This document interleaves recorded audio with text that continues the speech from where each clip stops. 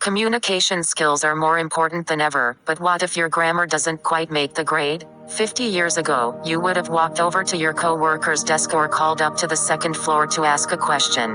Now, whether your co-workers are in the next cube or half a world away, it's standard practice to email, instant message, or text them. This shift in basic communication has made writing skills crucial to being listened to. Today, I will share with you the 13 guaranteed steps to becoming a good writer. Subscribe to our channel for more videos like this. 1. Develop a daily writing habit. Practice makes perfect, so set aside just 10 or 15 minutes each day to free write. Free writing is a healthy daily habit that allows you to get your thoughts down on paper or computer without worrying about outlining or proofreading your ideas. Think of it like a journal, but focus your daily entry on personal growth or a subject in which you want to become. 2. Once you finished writing every day, you can then use a tool like Grammarly to help spot mistakes and remember them for the next day. 2. Try to read every day. In addition to writing each day, a daily reading habit is also crucial to increasing your vocabulary and expanding your writing repertoire. Be selective about your reading choices, though. While reading in general does help you take on new points of view, the content you're reading can have the biggest impact on what you get out of it. According to a study by the University of Florida, reading academic journals and literary fiction can actually make you capable of more complex writing projects than reading simple, curated, or pop culture web content. So, pack a novel alongside your lunch or peruse a magazine. Even industry blogs can be a great source of quality writing. 3. Capitalize when you're supposed to. Notice how the University of Florida published that study referenced in the previous tip. And notice how the University of Florida is capitalized. It might seem pedantic to school you on basic rules of grammar, but it's not always clear what deserves to be capitalized and what doesn't.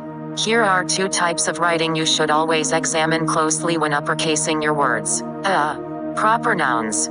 If it's an official name of a person, city, company, product, book, publication, country, continent, government job title, or school, we are likely missing some on this list. Capitalize it. These words refer to specific people, places, or things, and should be capitalized to reflect it. B. Title case. Whenever you're titling a new story, book, article, or even a new section of an article, you'll need capitalizations to distinguish it. This means email subject lines, blog post headlines, and even report titles should be capitalized.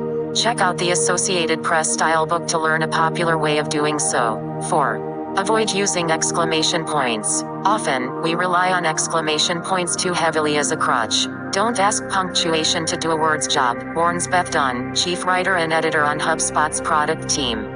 It dilutes your message instead. She suggests working on making our words convey more precisely what you want to say.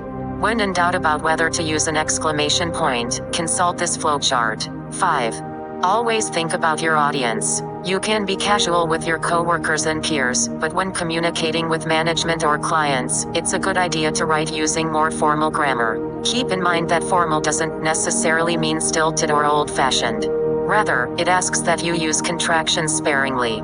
Pick your greeting words carefully and choose your humor wisely. It's much harder to convey tone in the form of words than it is in person. The types of formality described above are how you can compensate for this and ensure your audience doesn't feel disrespected. 6. Cut the filler phrases and buzzwords. Wordy phrases such as due to the fact that should be swapped out for their simpler, more straightforward synonyms. In this case, because gets the job done, some buzzwords may be trendy, but that doesn't necessarily mean they're effective in communicating ideas clearly. Remove them from your business communication unless you're sure that everyone understands exactly what synergy means. 7. Sign up for a free writing course online. You'd be surprised what you can learn from a free online writing course. Massively open online courses, MOOCs, are only multiplying, and you can find free courses offered by Coursera, Udemy, and edX, as well as universities such as Harvard, Stanford, and MIT. 8. Use writing templates. Templates can save you some serious time and effort. If you have to send out similar letters or memos on a regular basis, create a template with customizable fields.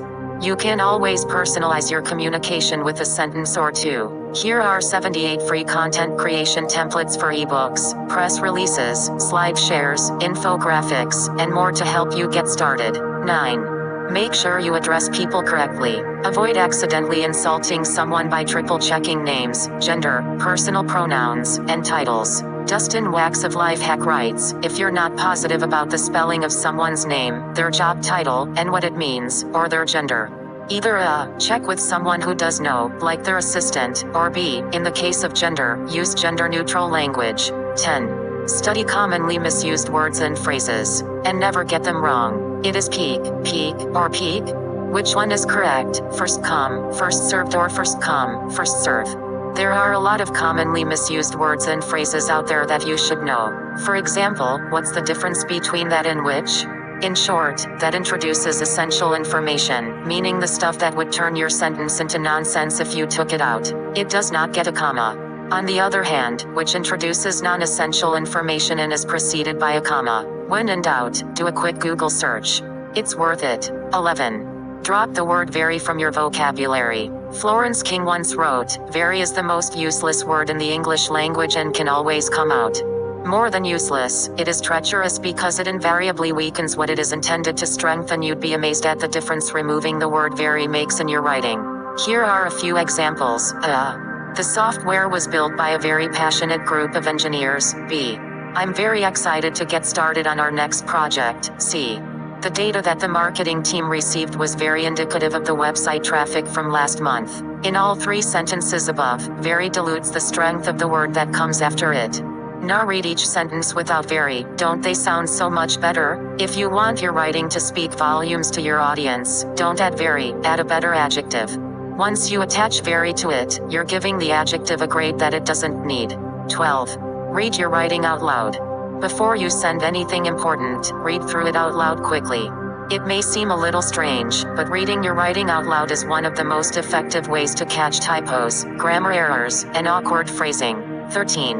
Ask for feedback from your peers. This is perhaps the most important tip of all for becoming a better writer.